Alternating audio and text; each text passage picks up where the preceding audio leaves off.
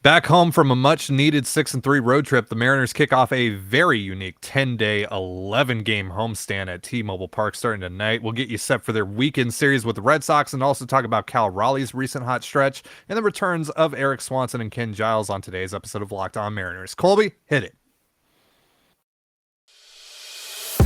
You are Locked On Mariners, your daily Seattle Mariners podcast. Part of the Locked On Podcast Network, your team every day. It's Friday, June 10th, 2022, and this is the Locked On Mariners podcast. Thank you so much for making us your first listen of the day. We are free and available on all platforms. I'm Ty Gonzales. He's Colby Patno. We cover the Mariners over at InsideTheMariners.com. Be sure to follow the show on Twitter at LO_Mariners. You can follow Inside the Mariners at Inside Mariners. You can follow me at Dane Gonzales. That's DANEGNZLZ, and Colby at CPAT11. That's CPAT11. Be sure to also check out our Patreon at patreon.com/Control the Zone. We typically post 2 additional shows on there every week and get into some bigger ideas and bigger topics, whereas Locked On Mariners covers more of the day-to-day with the M's. We also get into some non-baseball discussions on Control the Zone as well. It's a fun time, so be sure to check it out. Again, that's patreon.com/Control the Zone. And if this is your first time joining us here on the Locked On Mariners podcast, welcome to the show. If you like what you hear, give us a follow or subscribe wherever you're listening to this. And if you're watching us on YouTube, hit the subscribe button, turn on the notification bell, and give this video a thumbs up. We greatly appreciate it. I believe we are 10 subscribers away from 1,000. So please help us get to 1,000. Let's do it over the course of this weekend. By Monday's show, let's be over that 1,000 mark. Help us get there. So today we're going to be talking about the Mariners Red Sox series, which gets set tonight. Can the Mariners avoid another sweep at the Red Sox hands? Talk about that. We're also going to be talking about Raleigh's recent hot stretch. But first, let's get into some injury updates here on the Mariners. Giles and Erik Swanson, they are both looking to be on their way back here in a short while. Might even happen tonight, according to Jerry Dipoto on yesterday's appearance on 710 Seattle Sports. Giles, of course, working his way back from Tommy John surgery. He pitched a couple innings down in spring training, but was shut down after injuring the tendon in his right middle finger, and just started a rehab assignment on May 29th. And it hasn't gone super well in terms of performance. The numbers have been dreadful, quite frankly. On Wednesday, he gave up 3 solo home runs to Angels AAA affiliate Salt Lake. So not great stuff there from Giles, but the good thing here is that he has been healthy. He has stayed healthy, and his tools haven't really regressed much from where they were pre-tendon injury. So he's been 96 miles per hour on the fastball with 94 to 95 pretty consistently, and the sliders looked pretty good according to Dipoto. So all good signs there, and it does seem like Giles is close to making his long-awaited Major League return. He hasn't pitched in a game since September 15th of the 2020 season. So it's been a long road travel for Giles. And when he's healthy, he's one of the best relievers in all of baseball, quite frankly. But I don't think the Mariners should expect, nor their fans should expect, Giles to be anywhere close to that, right? At least here in the early going, right? Yeah, that's too much to expect of a guy fresh off of Tommy John. And your stuff comes pretty quickly. It's typically the command and the control that comes later. And that's kind of what's been reflected in the numbers so far in his AAA, minor league rehab, I should say. Just really struggling to command things. And he's not a guy you really want to throw in high leverage right now. Dipoto says the stuff looks pretty good from the videos I've been able to watch. The stuff looks pretty good, but it's just a matter of control and command. And you can't, it doesn't matter how good your stuff is if you're leaving the ball down the middle of the plate or you're walking everybody. You're not a major leaguer. Just ask Matt Brash. So it's just one of those things where we'll have to see how it goes. I wouldn't use him in any high leverage spots right away. I don't think the Mariners will. You shouldn't consider him, in the 7th inning, the game's 2-1, and they have a guy on second with 1 out. Giles isn't the guy to go to there yet. But, we'll see what they decide to do. He should help. regardless of how much of him you see or what level we get of him. But I would be cautious of the assumption that they just got, a legitimate high leverage option, at least for the first couple of weeks. Yeah. I think what you're eventually going to get out of Giles, and I wrote about this on InsideTheMariners.com today, is that he could potentially give the Mariners something that they have desperately lacked since this spring training, basically, when Casey Sadler got hurt. It's that bridge to Diego Castillo and Paul Sewald. They just haven't had that guy. Drew Steckenrider wasn't that guy. Andres Munoz has really struggled to be that guy. Anthony Misevich is definitely not that guy. Penn Murphy and Sergio Romo have kind of been the seventh inning guys right now, and they've looked good at times. They've looked not so good at times. So really, you need someone that you can depend on there that can get you to the guys that you actually trust right now, and that's Castillo and Sewald. And I think Giles could be that eventually. I'm not sure if he's going to be that right away, but there's also going to be very few opportunities to get him into situations where, there isn't a lot of pressure, right? Because we don't know if the Mariners are going to get blown out on one night or they're blowing some team out a night. They might play 1-run, 2-run games across this whole homestand for all we know. So we don't know what kind of situation Giles is going to end up finding himself in here in the early going, but I would think that eventually his role is going to morph into that JT Chargois, Casey Sadler role. And I don't think you should expect anything else. I don't think you should expect him going out in the ninth of any games unless Sewald and Castillo and all those guys are unavailable. I think it's more like you're going to see him 5th, 6th, maybe the 7th on most nights. But that's still huge. That's still huge for this bullpen right now.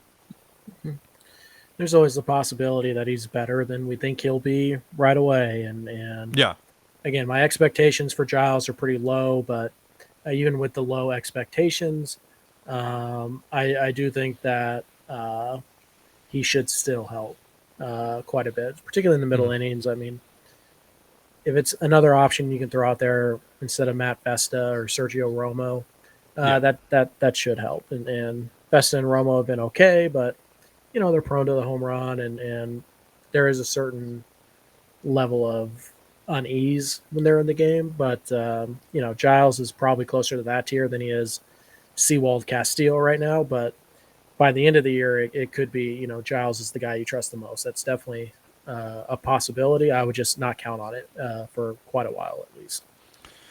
And then Swanson's another interesting ad here for the Mariners because he was performing quite well before he got hurt, and then he went down with, I believe it was right elbow inflammation, which that doesn't sound good whenever you hear about that, but it actually turned out to not be very serious. He quickly got back to a rehab assignment, and he's been rehabbing over the last week or so, and seems like everything's gone well on that front.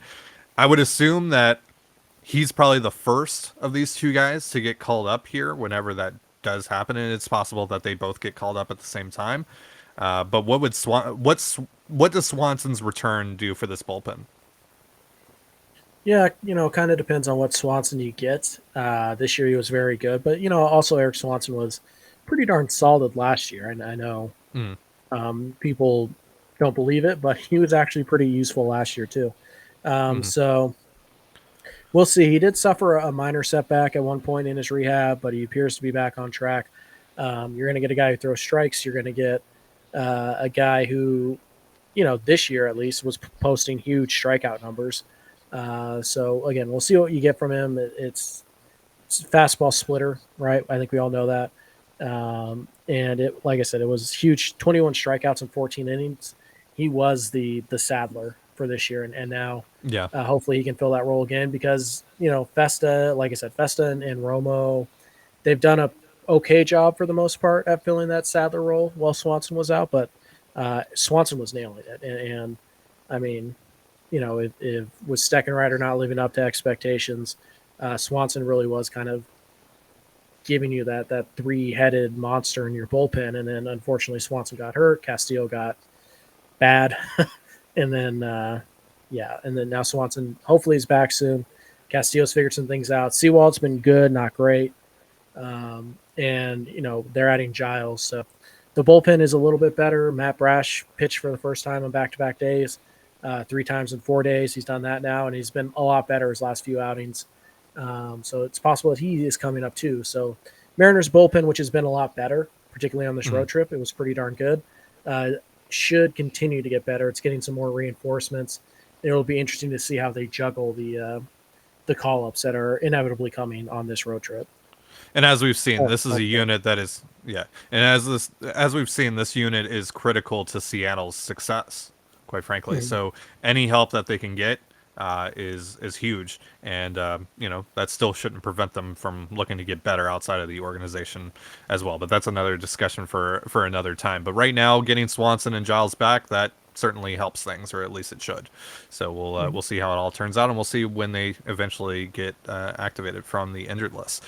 So next up, we're going to be talking about Cal Raleigh, who's been pretty good for his last 35-ish plate appearances. What could that do for the Mariners' catching position overall? We'll be talking about that in just a moment. But real quick, a reminder, this episode of Locked On Mariners is brought to you by LinkedIn.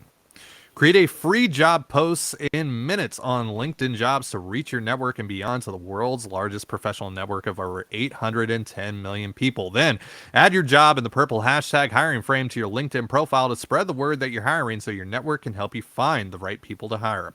Simple tools like screening questions make it easy to focus on candidates with just the right skills and experience so you can quickly prioritize who you'd like to interview and hire. It's why small businesses rank LinkedIn Jobs #1 in delivering quality hires versus leading competitors.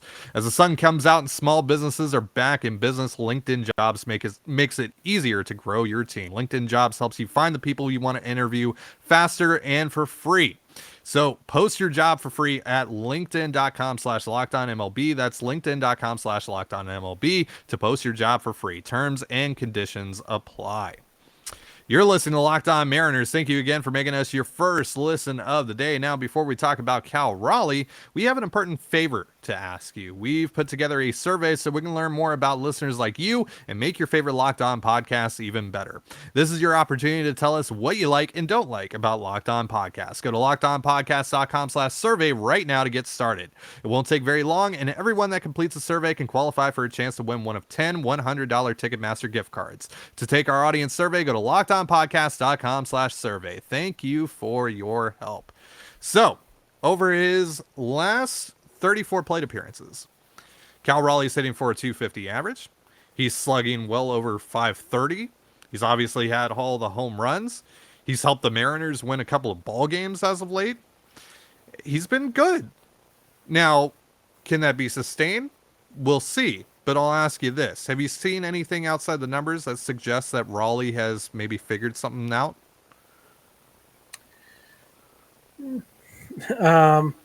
Well, let's start here. Cal Raleigh is no Luis Duran, so still second best catcher on the Mariners, which is fine. The one thing I have noticed about Raleigh lately is he seems to be swinging and missing less, which has been a major issue for him. The strikeout rate is still just unbearably bad, but it is trending in the right direction, which does help. So it seems to me, I mean, look, overall his numbers 167, 232, 422 with a 34% strikeout rate. That's really hard to sustain success. He does have 7 home runs. He is walking about 8% of the time, which is leading to his 89 WRC plus as a whole, which isn't bad for a catcher. But again, when it's driven by home runs and Dylan Moore has a pretty good WRC plus because he's hit a few home runs in a small sample. So it's a little tough to sit here and say, oh, I feel great about where Cal Raleigh is. But you look at his numbers since June, like right around June, they've been fine, for the most part. His strikeout rate is, I believe, 24%, which is more than playable for Cal Raleigh. He's been very good behind the plate defensively. He's a little bit above the pack in terms of catcher framing. We know how well he works with pitchers. Guys like throwing to him. And yeah, in June, he's put up a 24% K rate, which is good not only for Cal Raleigh, it's about league average. But again, it's been 7-8 games, and the overall numbers still are not they're not good. But the fact that he's putting the ball in play more regularly and with some authority is definitely a good sign. Yeah, he's been definitely not a black hole. He's been an actual one of the team's biggest contributors over the last few games, and I'm curious as to what your thoughts are on what this would do for the Mariners' catching position as a whole if he's actually able to sustain this, if he actually has figured some things out, and this is kind of who we're going to see over the next few months from Cal Raleigh. Does this still mean that the Mariners need to go out and add a catcher if that's the case? Or does this change things for you given the market as well? Because you got to take the market into account as well and how expensive it would be to go out and get a catcher. Yeah, and there's only going to be like 2 available. I don't think the Mariners are going to go get a catcher. I don't. Mm-hmm. I don't think that they can't do better. But again, when it just comes down to what is feasible, right? What is reasonable and price tag and things like that, Seattle's not going to go out and get a catcher. And you might, well, maybe you won't be surprised to know this, but some of our listeners might. Believe it or not, the Mariners have the 10th most productive catching situation offensively in Major League Baseball. They rank 10th in WRC plus. It's 91. The median WRC plus for catchers right now is 83. So Mariners catchers roughly 8% better than average in offense, and that's somewhat surprising because Torrens hasn't gotten it going yet. We've talked about kind of Cal Raleigh's overall game. Tom Murphy didn't get off to a great start, but played in almost a month now. So yeah, it's somewhat surprising, but the Mariners catchers have actually been okay. They could be doing better, sure, but if you're top 10 in baseball and in catcher offense, and you're getting the type of defense that the Mariners are getting from Raleigh and Torrens, and eventually Murphy when he comes back, you don't really need to make that move. It's not a pressing need. If a catcher falls in your lap, great. I mean, if the Diamondbacks want to give you Carson Kelly, fine, but you don't go out and you don't pay the freight for Wilson Contreras at this point, I don't think anymore. So I guess if Raleigh's hot stretch has done anything, it's kind of brought into the limelight here that the Mariners catcher situation, not bad. Could be better. Sure. But honestly, not a lot better. And we're talking about the guys who you can go out and get that make you definitively better. They have obvious flaws, including acquisition costs being one of the biggest ones. So, Raleigh has been fine. He's stabilized. He's gotten the job for now. I still trust Torrens bat more than Raleigh. But, hey, we're at the hot streak, and Cal's 25. He's a switch hitter, and the pitchers like throwing to him. So we'll see if he's in the lineup tonight against the lefty. But, yeah, he's certainly helped the bottom of the order. And, I know we're not talking about him, but we should also give credit to Taylor Trammell for helping do that too. Yeah, for sure. Trammell and Raleigh have been a big part of this over the last 9 or so games here for the Mariners. So, hopefully they keep that going because the Mariners are just that much better for it. It lengthens their lineup. It just makes them deeper. It makes their offense pretty much a threat to do damage 1 through 9 if they're actually hitting. So that's absolutely what they need. And quite frankly, the addition that they're probably going to get this year at some point at the catcher position, assuming that he can make it all the way back healthy, is Tom Murphy once he comes back. And plus, Murphy was really good, at least hitting wise, to start this season. And if you can get that bat back in the lineup and get that thing going again, good things are in store for the Mariners at the catching position. Like you said, they're in a much better position than maybe some would think. So the Mariners are starting a 3-game set with the Red Sox tonight at T-Mobile Park. And of course, the last time they played the Red Sox, it did not go super well. So we'll be talking about if they have better chances of avoiding another sweep. And all that and more in just a moment. But real quick, a reminder, this episode of Locked On Mariners is brought to you by Athletic Greens. I started taking Athletic Greens because I just don't have the time to research every single amazing thing that's going to make my body feel great, and I'm sure neither do you. So what is Athletic Greens? Well, with one delicious scoop of Athletic Greens, you're absorbing 75 high-quality vitamins, minerals, whole food source superfoods, probiotics, and adaptogens to help you start your day right. This special blend of ingredients supports your gut health, your nervous system, your immune system, your energy, recovery, focus, and aging, all the things. And it only costs you less than $3 per day. You're investing in your health, and it's cheaper than your cold brew habit. It's lifestyle friendly as well, whether you eat keto, paleo, vegan, dairy free, or gluten free. And for every purchase, Athletic Greens donates to organizations helping to get nutritious food to kids in need, including No Kid Hungry here in the US. So right now, it's time to reclaim your health and arm your immune system with convenient daily nutrition. It's just one scoop in a cup of water every day. That's it. No need for a million different pills and supplements to look out for your health. And to make it easy, Athletic Greens is going to give you a free 1-year supply of immune supporting vitamin D and 5 free travel packs with your first purchase. All you have to do is visit athleticgreens.com/MLB network. Again, that is athleticgreens.com/MLB network to take ownership over your health and pick up the ultimate daily nutritional insurance. This episode of Locked On Mariners is also brought to you by BetOnline. BetOnline.net is your #1 source for all your betting stats and sports info. Find all the latest sports developments, news, and odds, including this year's basketball championship matchup, the NHL Hockey Conference Finals, Major League Baseball, and of course, all the latest fighting news from MMA and UFC to boxing. BetOnline is your continued source for all your sporting wagering information, including live betting, esports, and more. Head to the website today or use your mobile device to learn more about the trends and action. BetOnline is where the game starts.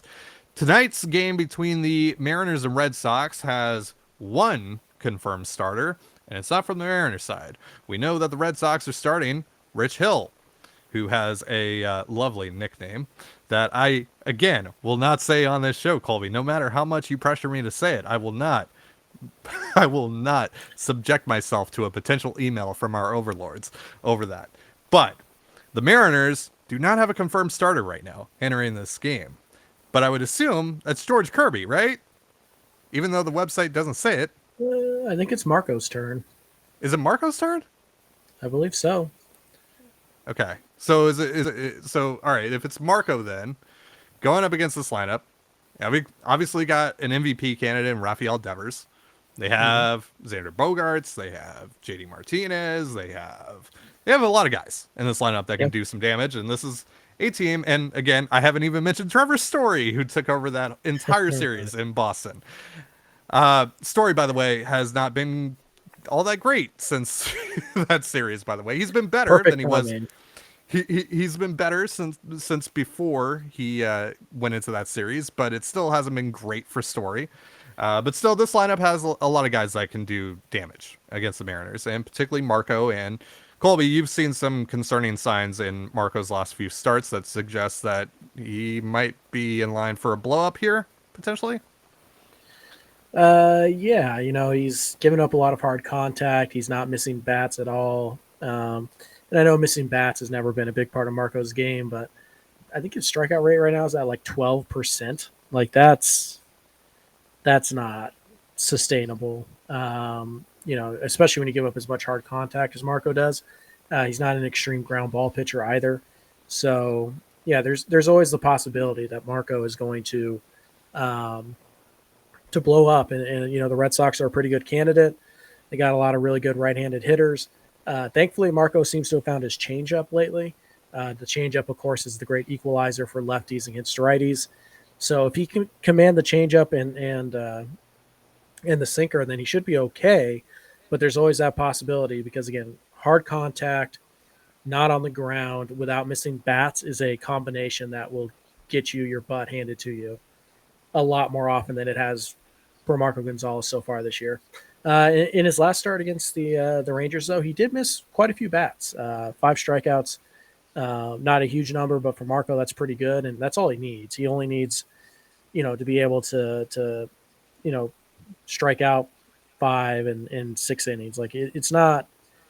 He just needs those stress-free outs because he also needs to avoid, the big inning, and it's one of those things where he's done a pretty good job this year. The underlying numbers suggest that he's worse than his actual numbers, and typically those things tend to even out. So a little worried about Marco tonight, but again, if he commands the changeup well, gets the cutter in on the righties and can spot the fastball against Devers and Verdugo when he needs to, then he'll have a shot to kind of maneuver his way through the lineup. So, yeah, we know Marco is subject to blow up games. He's had them every year of his career, and it's usually 2 or 3 in a row, and then he's fine. So maybe that starts tonight. Maybe it doesn't. Don't really know. It's tough to know what you're going to get with Marco right now.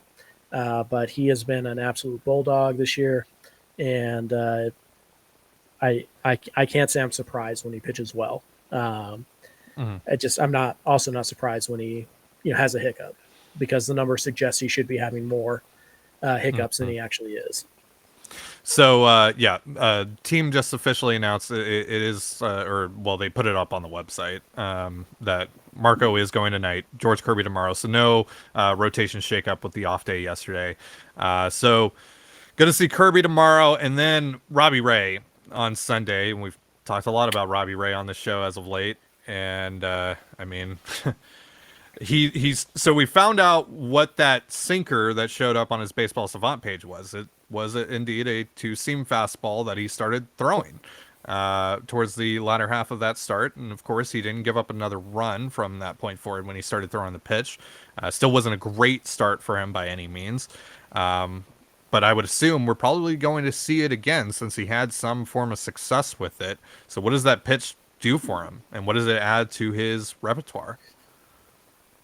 Yeah, it gives him a pitch that moves opposite of the slider. The slider is going to move glove side for Ray. The 2-seamer is going to move arm side.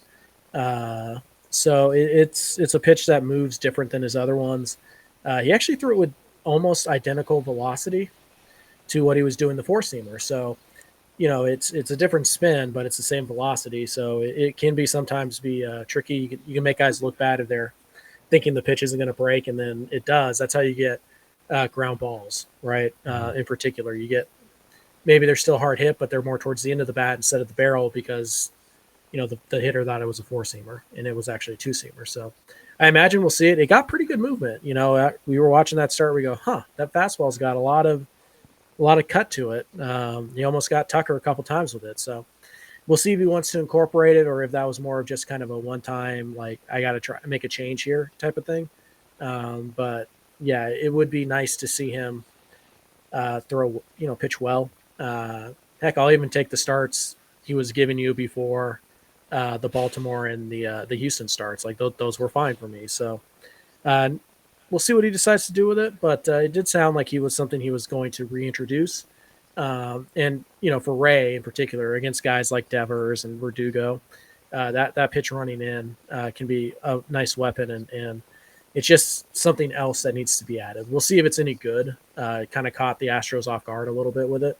I'm sure the Red Sox are aware that it's something he might do now, and we'll see how they adjust. But good news for the Mariners is they did avoid the Red Sox 2 best guys. Yeah, unless you believe Michael Wacha is actually a Cy Young candidate, which. Spoiler, I do not, but he's off to a nice start. Hey, but against the guys that have been off to nice starts so far, the Mariners have been pretty good. So maybe that's the primary game to watch here for the Mariners is tomorrow with Michael Wacha on the bump for the Red Sox. But yeah, going back to Ray, I mean, I would assume this is something that he was planning on reincorporating for some time now. I don't think he was just on the bump in Houston and thinking, oh yeah, remember that pitch that I used to throw about like 3 or 4 years ago? I'm just gonna start throwing that again. Let's just see what happens, right? Like he this is something that he's been planning on doing for a while. Yes. I mean, it's a 2-seam fastball. It's a grip change for the most part, so it's not like it's a huge, I don't have to shape the pitch. Like I throw it just like I do a 4-seamer for the most part. It's just a different grip. So I don't know if it was, just like, yeah, I'm sure he's probably been working on it in the bullpen a little bit, throwing it a little bit more in the bullpen, but I don't think it's like, I had this in my back pocket for 3 years. Now we're going to, finally reintroduce it. Yeah. But yeah, it's funny because he threw 5 two-seamers last year. 5. Yeah. He threw he threw